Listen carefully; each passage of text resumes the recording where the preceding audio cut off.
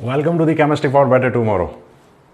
Carboxylic acid and their derivatives में आज हम डिस्कस करने वाले हैं mechanism of acidic and alkaline hydrolysis of ester. तो सबसे पहले एस्टर कैसे बनता है।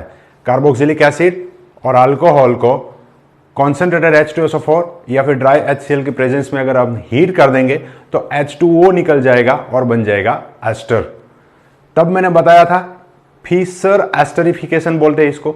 फिशर एस्टरिफिकेशन जो है वो रिवर्सिबल प्रोसेस है। इसका मतलब क्या है, अगर मेरे पास एस्टर है उसमें अगर मैं H2O ऐड कर दूं एसिड की प्रेजेंस में तो कार्बोक्सिलिक एसिड और अल्कोहल वापस बन जाएंगे, है ना।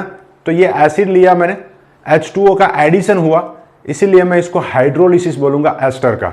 एसिडिक मीडियम में हुआ है। तो सबसे पहले डिस्कस करेंगे hydrolysis of ester in acidic medium. क्या करेंगे, हाइड्रोलिसिस ऑफ एस्टर या फिर hydrolysis in acidic medium. Bracket में मैं लिख देता हूं ASE2। तो अब ये ASE2 का मतलब क्या है, तो इनगोल्ड एंड कोवर्कर्स ने 1940 में बताया था कि कैसे रिप्रेजेंट किया जाता है इसको। तो ये ASE2, A मतलब टाइप ऑफ रिएजेंट। पहला क्या बताया उसने, टाइप ऑफ रिएजेंट। तो रिएजेंट एसिडिक हो सकता है या बेसिक हो सकता है, मतलब मीडियम अगर एसिडिक है तो मैं लिख दूंगा कैपिटल A, अगर मीडियम बेसिक है तो मैं लिख दूंगा कैपिटल B। क्लियर है। नेक्स्ट दूसरी जो चीज है वो है टाइप ऑफ क्लीवेज। तो इसके लिए सबसे पहले मुझे एस्टर का स्ट्रक्चर लिखना पड़ेगा। यहां पर मैं एस्टर का स्ट्रक्चर लिख रहा हूं। मान लो एस्टर है मेरे पास, ये CH3 C double bond O C2H5। वैसे मैं यहां पर कोई भी जनरल स्ट्रक्चर भी ले सकता हूं। तो देखो यहां पर दो चीजें हैं, या तो ये बॉन्ड यहां से ब्रेक होगा, ये एसाइल ग्रुप और ऑक्सीजन के बीच में से, या फिर यहां से होगा अल्काइल ग्रुप और ऑक्सीजन के बीच में से, है ना। तो टाइप ऑफ क्लीवेज कौन कौन सा हो सकता है, पहला एसाइल ऑक्सीजन, ये वाला, ये एसाइल ग्रुप है और ये ऑक्सीजन है। दूसरा क्या बताया मैंने, ये अल्काइल और ऑक्सीजन के बीच में से यहां से बॉन्ड ब्रेक हो सकता है। तो अल्काइल ऑक्सीजन, ये दो क्लीवेज हो सकते हैं। तो ये एसाइल ऑक्सीजन और अल्काइल ऑक्सीजन दोनों में ऑक्सीजन कॉमन है, तो मैं यहां पर सिर्फ एसाइल का AC लिख देता हूं, और अल्काइल और ऑक्सीजन के बीच में से बॉन्ड ब्रेक हो रहा है तो मैं इसके लिए AL लिख देता हूं। क्लियर। और थर्ड जो चीज है वो है रिएक्शन काइनेटिक्स। मतलब फर्स्ट ऑर्डर रिएक्शन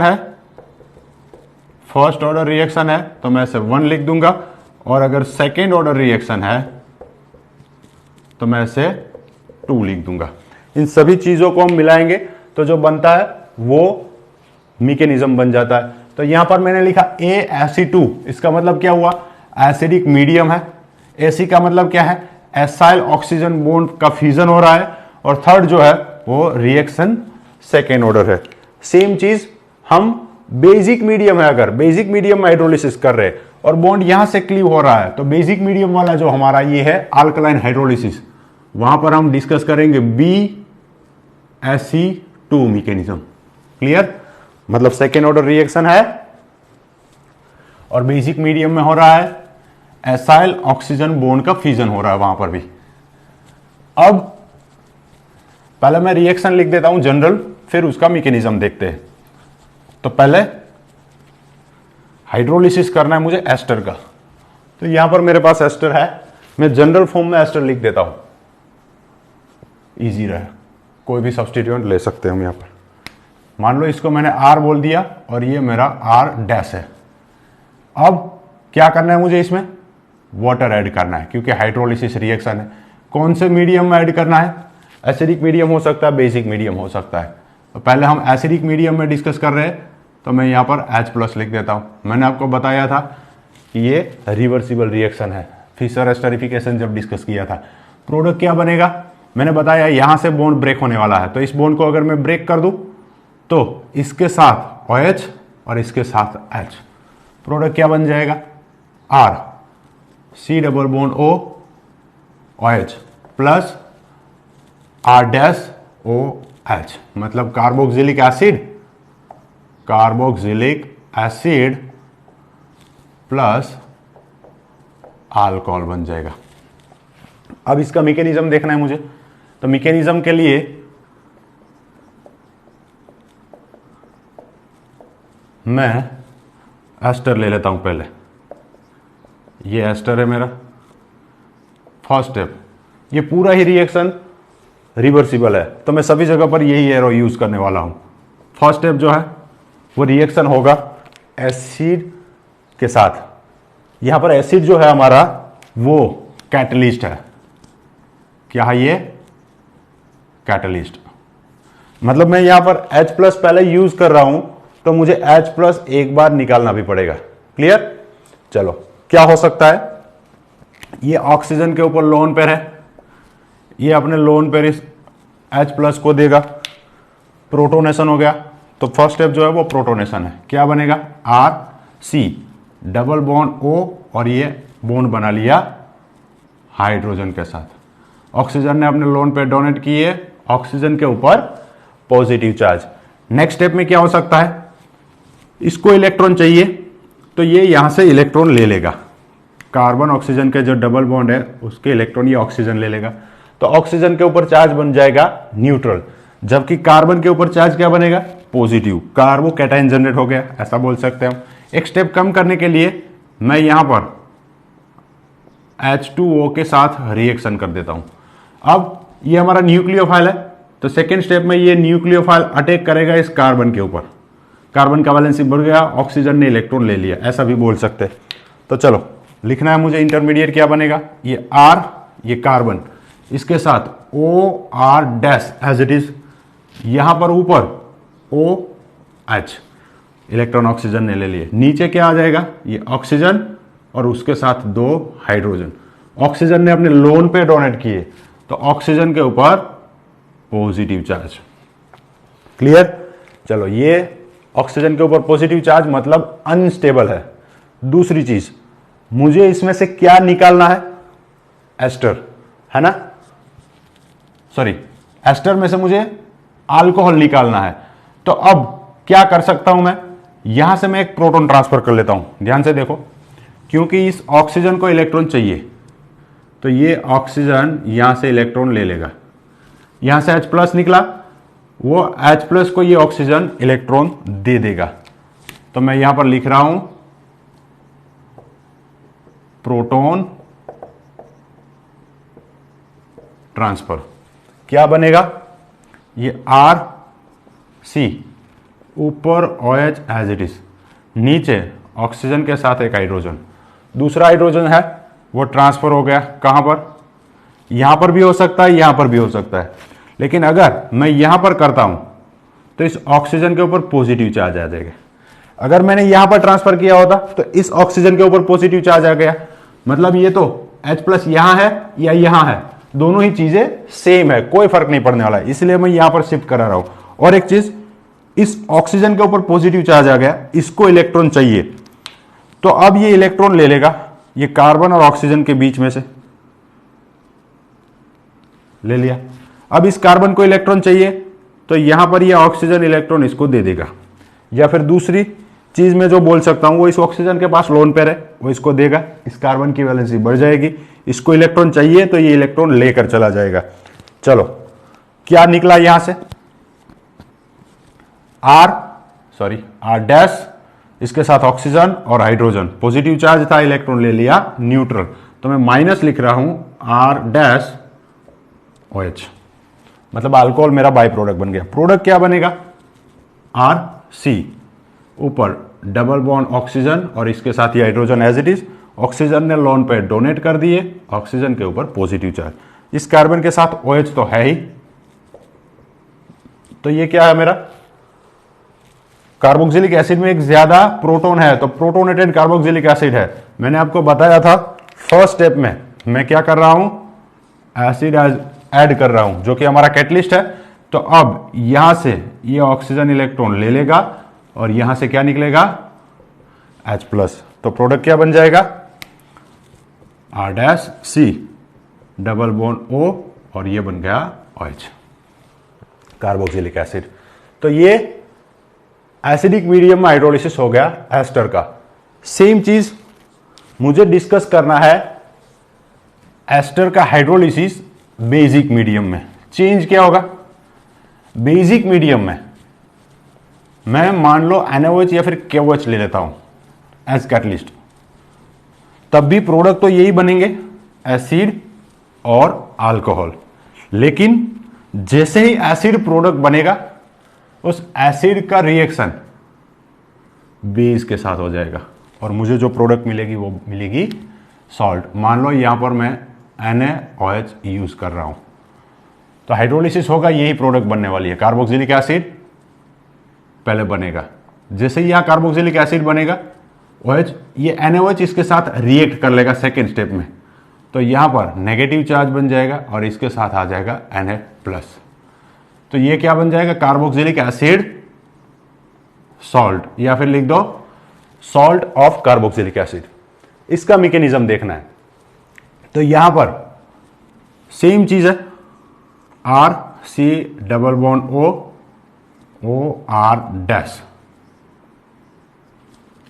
पहले OH- हाइड्रोक्साइड आयन जो NaOH में से है, ये अटैक कर देगा इस कार्बोनिल के ऊपर। चलो अटैक कराओ, तो ये न्यूक्लियोफिलिक अटैक हो गया, ऑक्सीजन इलेक्ट्रॉन ले लेगा, क्या बन गया, R-C OR- as it is, नीचे OH, ऊपर ये ऑक्सीजन ने इलेक्ट्रॉन ले लिए, ऑक्सीजन के ऊपर नेगेटिव चार्ज। ध्यान से देखो, एसिडिक मीडियम था तब क्या जनरेट हो रहा था, पॉजिटिव चार्ज केटायन, जबकि ये बेसिक मीडियम है एनायन जनरेट हो रहा है, गलती नहीं करनी है। दूसरी चीज, ऑक्सीजन के ऊपर नेगेटिव चार्ज आ गया, कार्बन की 4 वैलेंसी बन गई, ये बन गया मेरा टेट्राहेड्रल इंटरमीडिएट।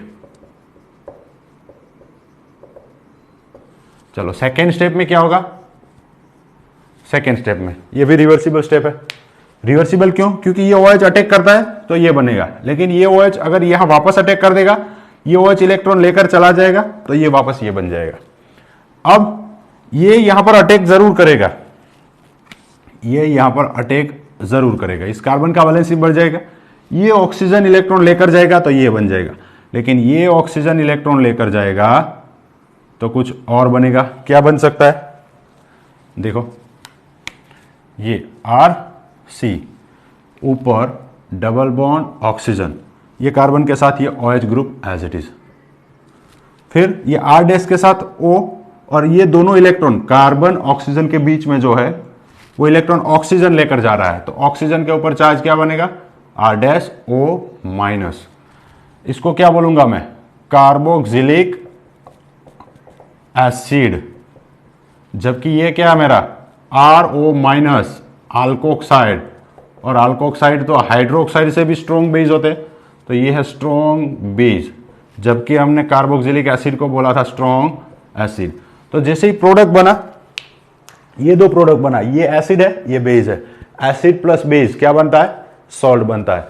तो लास्ट जो स्टेप है वो स्टेप इरिवर्सिबल स्टेप है, मतलब ये एसिड और बेस के बीच रिएक्शन होगा तो ये अपने इलेक्ट्रॉन इस हाइड्रोजन को दे देगा और यहां से दोनों ही इलेक्ट्रॉन ऑक्सीजन लेकर चला जाएगा। प्रोडक्ट क्या बनेगा, R-C double bond O plus R-OH, ये बन गया क्या, अल्कोहल, और ये क्या बन गया, सॉल्ट ऑफ कार्बोक्सिलिक एसिड। तो यहां पर ये प्रोडक्ट बनेगी। अगर मैं यहां पर NaOH ले लेता हूं साथ में, यहां पर Na+ ले लेता हूं, ये NaOH लिखा मैंने, तो यहां पर मैं लिख दूंगा Na+, फिर यहां ऑक्सीजन के ऊपर नेगेटिव चार्ज है तो इसके साथ Na+ लिखूंगा, और यहां पर इसके साथ Na+ लिखना पड़ेगा मुझे। क्लियर, आई होप, बिल्कुल ही सिंपल है हाइड्रोलिसिस ऑफ एस्टर। एस्टर का मुझे हाइड्रोलिसिस करना है, H2O का एडिशन करना है, ASE2 मैकेनिज्म। ASE2 का मतलब क्या हुआ, एसिडिक मीडियम में रिएक्शन होने वाला है, एसाइल ऑक्सीजन बॉन्ड क्लीव होगा और सेकेंड ऑर्डर रिएक्शन है। सेम चीज यहां पर BSE2 मैकेनिज्म है। B का मतलब क्या है, बेसिक मीडियम। चलो ये मेरा बेसिक मीडियम। दूसरी चीज, ये बॉन्ड ब्रेक कौन सा हो रहा है, ASE, है ना, ASE बॉन्ड ब्रेक हो रहा है, मतलब यहां से बॉन्ड ब्रेक हो रहा है, तो ये तो हम मैकेनिज्म में देख सकते हैं। दूसरी चीज, ये सेकेंड ऑर्डर रिएक्शन है, मतलब यहां पर कॉन्सेंट्रेशन में जितना एस्टर का लूंगा उतना ही कॉन्सेंट्रेशन मुझे इस बेस का भी लेना है, तब जाके ये रिएक्शन फास्ट होगा, इसलिए ये सेकेंड ऑर्डर रिएक्शन है। फिर